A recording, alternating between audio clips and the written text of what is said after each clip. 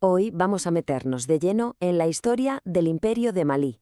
Y no va solo de esa leyenda de una riqueza casi de fantasía. Es mucho más. Es la historia de cómo la ley, el comercio y el conocimiento crearon uno de los estados más avanzados de su tiempo. Casi siempre que se habla del Imperio de Malí surge una pregunta que parece increíble. ¿Cómo es posible que la peregrinación de un rey hasta los topes de oro pudiera provocar una recesión en toda una región? Pues bien, esta es la pregunta que nos va a guiar y la respuesta, ya lo veréis, revela mucho más que una simple fortuna. Para entenderlo todo bien, esta va a ser nuestra hoja de ruta. Primero, veremos cómo se construyeron los cimientos del imperio. Luego, cuál era su motor económico. Analizaremos ese famoso viaje que lo puso en el mapa mundial. Exploraremos su increíble legado cultural. Y para terminar, echaremos un vistazo más allá de sus figuras más conocidas. Venga, vamos a los orígenes. Todo empieza con su fundador, Soundiata Keita. Pero ojo, no fue solo un conquistador más. Fue el arquitecto de un estado con una estructura y unas leyes que estaban increíblemente adelantadas a su época. La clave de todo esto fue la Kourukán Fuga. Pensad en ella no como un simple pacto, sino como una especie de constitución oral que era el pilar de toda la sociedad. Lo más alucinante es que está considerada una de las primerísimas declaraciones de derechos humanos del mundo, definiendo libertades y deberes mucho antes de que eso fuera lo normal en otras partes del planeta. Y es que esta carta lo tocaba todo, no se dejaba nada. Establecía una estructura social muy clara, regulaba temas tan complejos como la esclavitud y, lo más importante, sentaba las bases de la vida política y económica. Era, para que nos entendamos, el sistema operativo sobre el que funcionaba todo el imperio. Para gobernar un territorio tan enorme, Soundiata lo organizó en 12 provincias o puertas. El control estaba muy centralizado.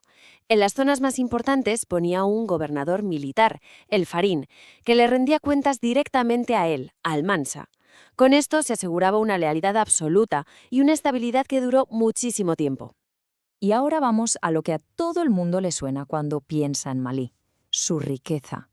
Pero claro, esta fortuna no cayó del cielo.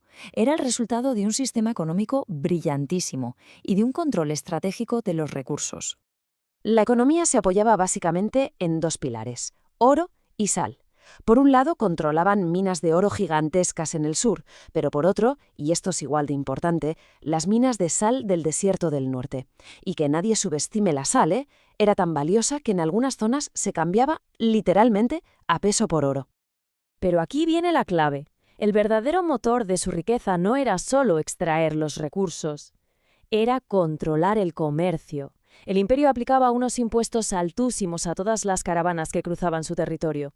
Oro, sal, marfil, cualquier mercancía pagaba su peaje. Y así, claro, las arcas del Mansa estaban siempre a rebosar. Y con tantísimo dinero se pueden financiar cosas espectaculares, como uno de los eventos más alucinantes de la historia medieval, el Hajj, la peregrinación de Mansa Musa. Y aquí es donde volvemos a la pregunta del principio. El año que lo cambia todo es 1324. Fue entonces cuando Mansa Musa, que era nieto de Soundiata, se embarcó en un viaje a la Meca que no solo iba a ser un acto religioso. Iba a poner patas arriba la economía del Mediterráneo y a grabar el nombre de Malí en los mapas de Europa para siempre. Y esto nos muestra perfectamente las dos caras del viaje. Por un lado fue un caos económico. Fue tan generoso, repartió tanto oro por Egipto, que su valor se hundió. Provocó una inflación brutal y una crisis que duró años. Pero, por otro lado, a la vuelta se trajo un tesoro muy diferente: conocimiento y talento. Se trajo el arquitecto Al-Saili, que iba a cambiarle la cara al imperio. Aquel viaje no fue solo una demostración de poderío económico, fue una inversión en un legado cultural que ha llegado hasta hoy. Un legado construido literalmente, con barro y con el poder de las mentes en la mítica Tombuctú.